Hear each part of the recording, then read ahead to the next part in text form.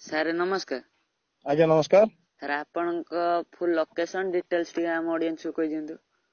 ମୋ ନାମ ନିର୍ମଳ ଚନ୍ଦ୍ର ପତି, ଆଜ୍ଞା ଫାୟାର ମିକ୍ସ ଡିଜର ଓନର ନିଜେ କହୁଛି। ଆଜ୍ଞା ତ ଆମର ଲୋକେସନ ଆପଣ ଯଦି ବାସୁଦେବପୁର ସାଇଡ୍ ରୁ ଆପଣଙ୍କ ଭଦ୍ରକରୁ ଆସିବେ କମାରଗାଁ ଛକ, ଆଜ୍ଞା। ବାସୁଦେବପୁର କିମ୍ବା ସରା ଆଡକୁ ଆସିଲେ ଯଦି ଆପଣ ସେ କମାରଗାଁ ଛକରେ ଗାଡି ରହୁଛି। ସାର୍ ଆପଣଙ୍କ ପାଇଁ ଦ୍ୱିତୀୟ ପ୍ରଶ୍ନ ହଉଛି ଆପଣ ଡିଜେ ବ୍ୟବସାୟ କେତେ ଦିନ ହେଲା ଆରମ୍ଭ କଲେଣି? ମୁଁ ଆଜ୍ଞା ଏ ଲାଇନ ରେ ବହୁତ ନୂଆ, କହିବାକୁ ଗଲେ ମୁଁ ଏଥିରେ ବହୁତ ନୂଆ, ମାତ୍ର 1.5 ବର୍ଷର ମୋର ଏଥିରେ ପରିଚୟ।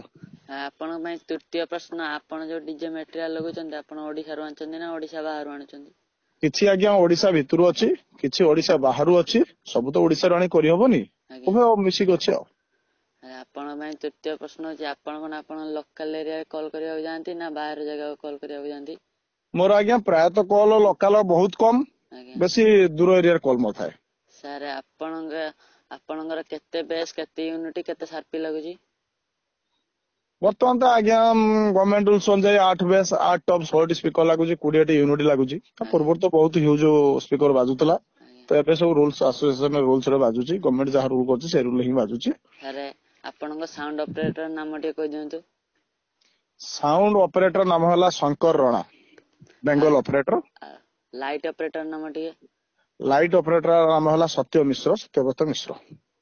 ସାର୍ ଆପଣଙ୍କର ଡିଜେ ମେଟେରିଆଲ ମିନିମମ୍ କେତେ ଟଙ୍କାର ସେଟଅପ୍ ହବ?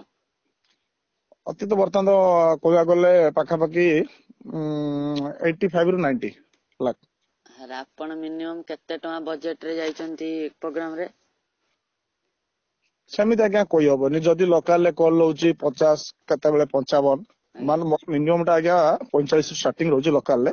ଆଜ୍ଞା ତାପରେ ଆପଣଙ୍କର ପାର୍ଟିର ରିକ୍ୱାରମେଣ୍ଟ କଣ ରହୁଛି, କଣ ପାର୍ଟି ଚାହୁଁଛି, ଆଜ୍ଞା ସାର୍ପି ଅଧିକ ଚାହୁଁଛି କି ଲାଇଟ୍ ଚାହୁଁଛି, ଆଜ୍ଞା। ରିକ୍ୱାରମେଣ୍ଟ ଅନୁଯାୟୀ ଆମର ଡିଲ୍ ହୁଏ ଫାଇନାଲ, ତ ବଜେଟ ସେମିତି ଫାଇନାଲ ଡିଲ୍ ହୁଏ।